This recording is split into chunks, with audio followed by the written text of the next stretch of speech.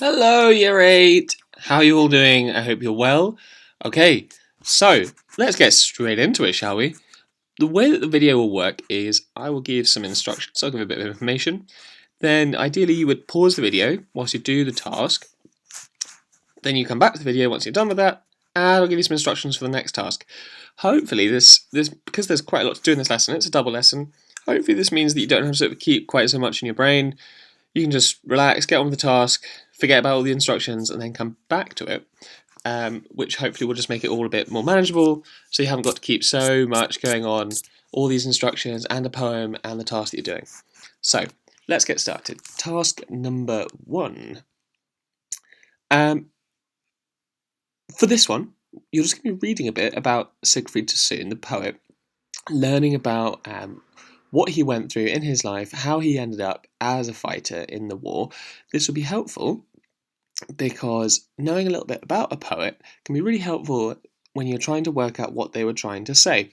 So just watch this brief video about Sassoon's life and his experiences in the war. It's just 5 minutes long, and then read this information. Okay, so pause the video.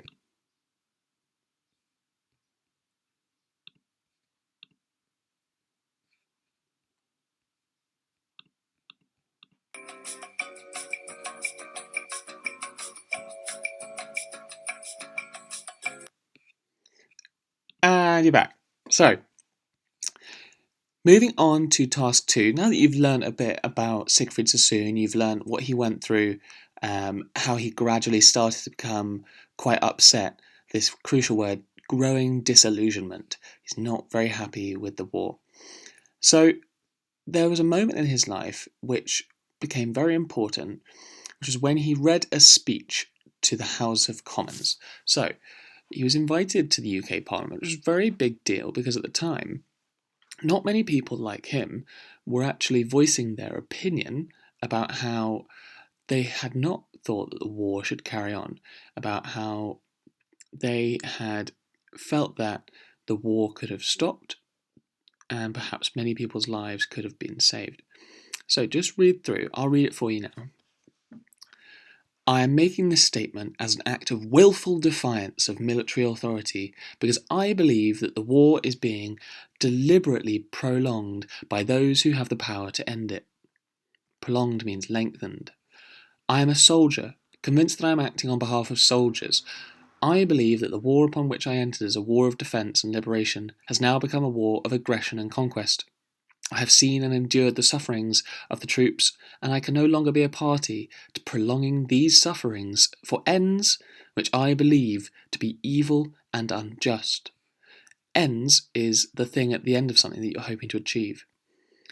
I am not protesting against the conduct of the war, but against the political errors and insincerities for which the fighting men are being sacrificed. On behalf of those who are suffering now, I make this protest against the deception which is being practiced upon them. Also, I believe it may help to destroy the callous complacency with which the majority of those at home regard the continuance of agonies which they do not share and which they have not have enough imagination to realise. So, I'm going to change that because that doesn't make sense. That's clearly a typo. So, in this final paragraph, callous complacency. If you've got calluses on your hands, it's because they're all worn and tough, and you don't get any feeling through anymore because I don't know, maybe you've been doing too much weightlifting. So calluses is someone becoming tough. He's saying that the people at home, they're callous. They don't really feel, and they're too complacent. They think everything's fine, but that's because they aren't the ones actually feeling the agonies, the pains of the soldiers. Okay, so task 3. You've got to answer these questions.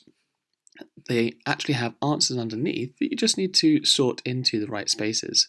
So you can just copy and paste them into there. If you really want, you can have a go on your own. That's absolutely fine. All right, good luck.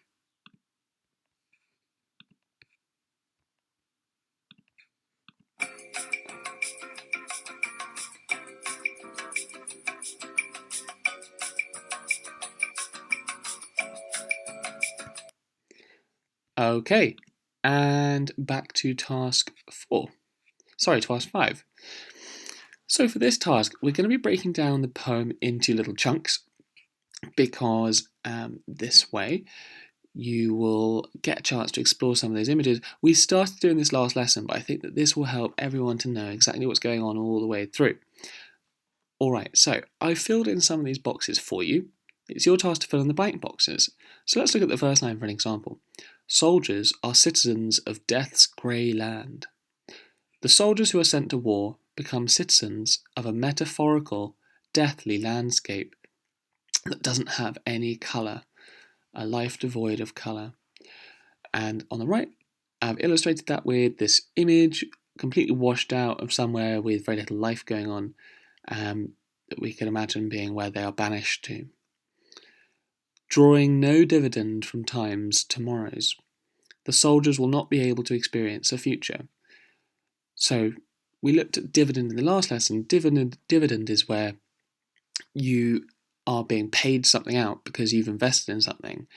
Well, we've all, I suppose, invested in the future by being alive, and we're hoping that we'll get something from the future.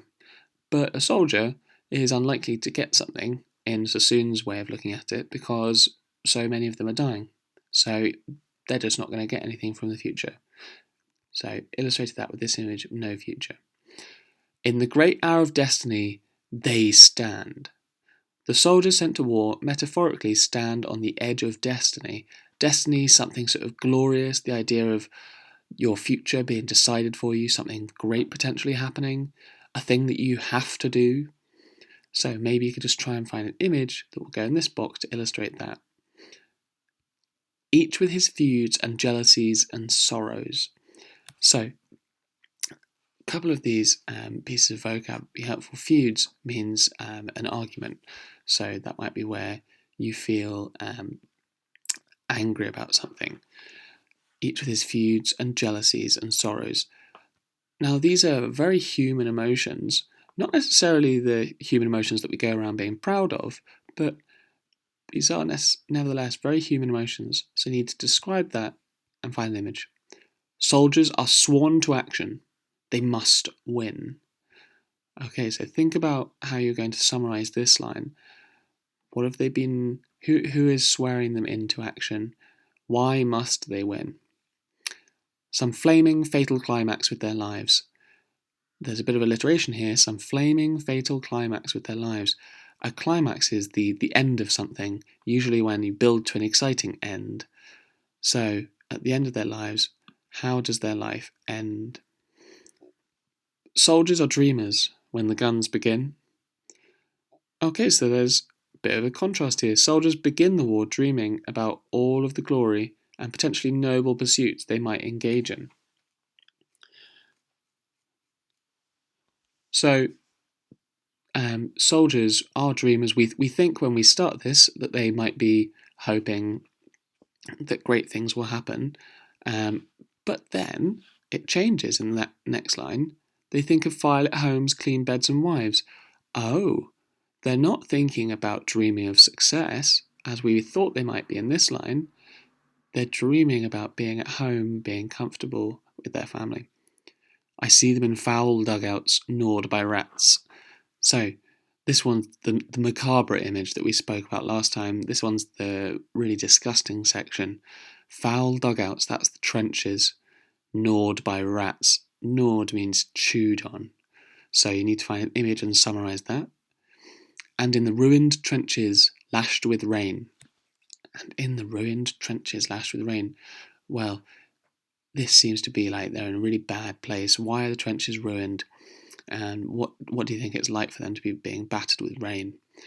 Dreaming of things they did with balls and bats. Oh, so back at home, they had normal things to do like play sport and experience leisure time. So you need to find an image for that.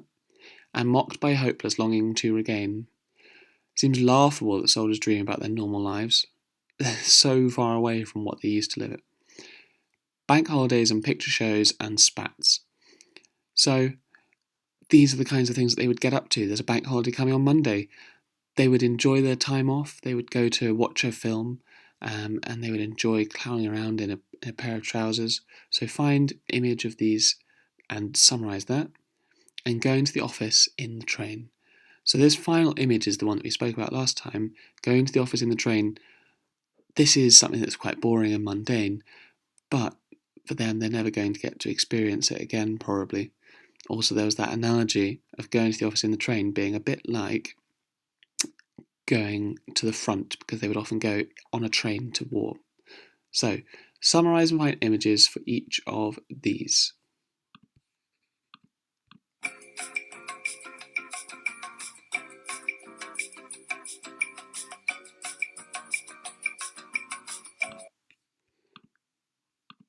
Okay, so task 6.